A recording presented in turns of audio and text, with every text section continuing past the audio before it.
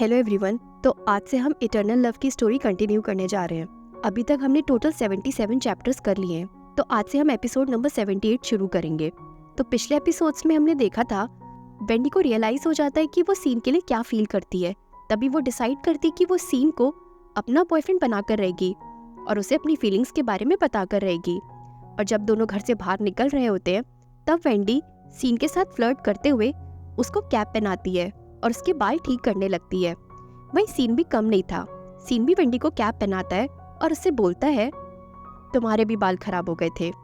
उसके बाद scene Wendy को कैप पहनाकर उसके बालों को उसके कान के पीछे कर देता है। सीन का ये मूव देखकर वेंडी दंग रह जाती है और उसे इसी तरह चुपचाप देखती रहती है। तभी सीन वेंडी से बोलता है क्या हुआ, तुम इतनी शांत कैसे हो गई? क्या तुम्हें पता नहीं है कि तुम्हें अब क्या कहना चाहिए? तभी वेंडी ब्लश करते हुए और शर्माते हुए बोली थैंक यू। सीन आगे बोला अब अकेले ड्राइव करके जाना थोड़ा बोरिंग हो जाता है, एक काम करता हूँ, मैं तुम्हें ऑफिस ड्रॉप कर देता हूँ। थैंक यू, वेंडी फिर से बोली। उसके बाद सीन वेंडी को उसके ऑफिस छोड़ देता है। वेंडी अपने ऑफिस पहुंच जाती है, लेकिन तभी वो जैसी अपनी टेबल की तरफ बढ़ती है तो देखती है कि उसकी टेबल पर पेस्ट्री और एप्पल जूस रखा हुआ है। तभी वेंडी अपनी कलीग से पूछती है सैली, ये किसने रखा है? सैली बोली और कौन ऐसा कर सकता है उस लड़के के अलावा? उसकी इंटेंशन साफ साफ दिख रही है, वो तुम्हें पसंद करता है। मुझे लगता है तुम्हें उसे एक चांस देना चाहिए। और वैसे उसमें कोई बुराई भी नहीं है, वो काफी समझदार और गुड लुकिंग भी है। ये सुनकर वेंडी थोड़ी सी उदास हो जाती है। तभी वो उस नए इंटर्न की तरफ देखती है। वो इंटर्न दूर खड़ा होकर स्माइल करते हुए वेंडी की तरफ ही देख रहा था। तभी वेंडी उसके पास जाती है। वो लड़का उससे बोला गुड मॉर्निंग। वेंडी भी उसे मॉर्निंग विश करती है।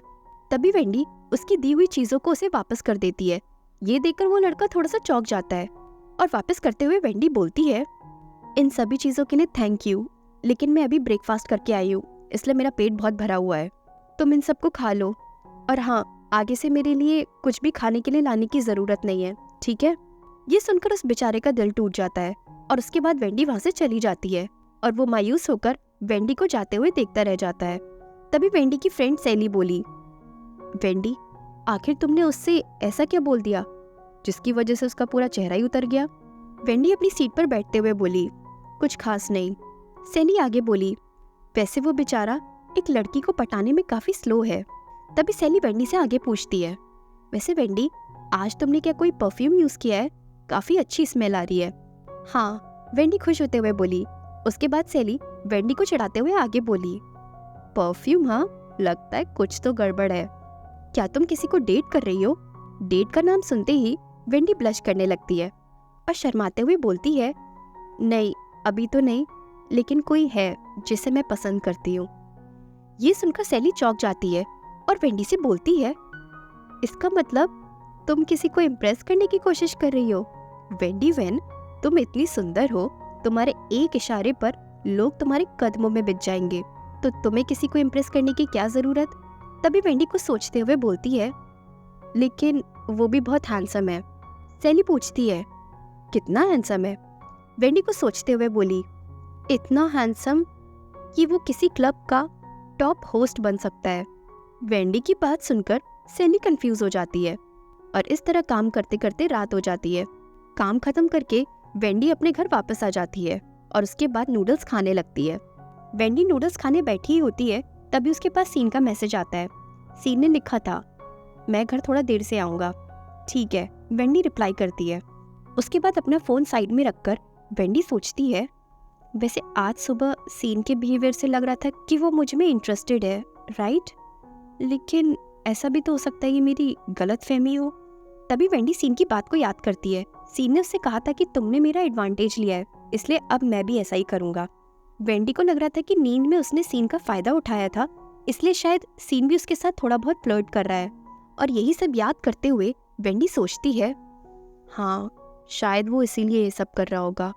मुझे अभी सीन को अपनी फीलिंग्स के बारे में नहीं बताना चाहिए।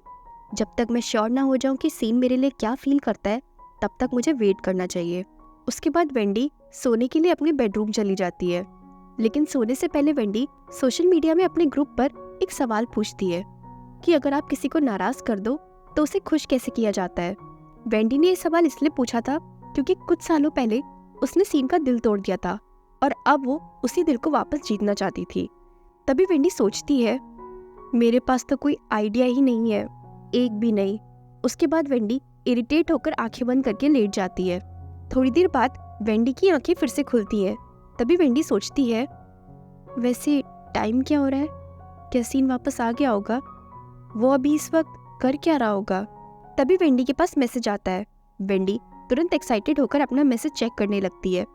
सीन ने उसे एक वॉइस मैसेज भेजा था जिसमें सीन ने बोला था, अब सिर्फ 68 डेज बचे हैं। सीन का वॉइस मैसेज सुनकर वेंडी चौंक जाती है और अपने बेड पर ही उठकर बैठ जाती है। तभी वेंडी को याद आता है कि उसने सीन से उसका बर्थडे याद रखने के लिए मदद मांगी थी और सीन से बोला था उसने कि वो डेली रात में 12 बजे उसे काउंटडाउन करके बताए।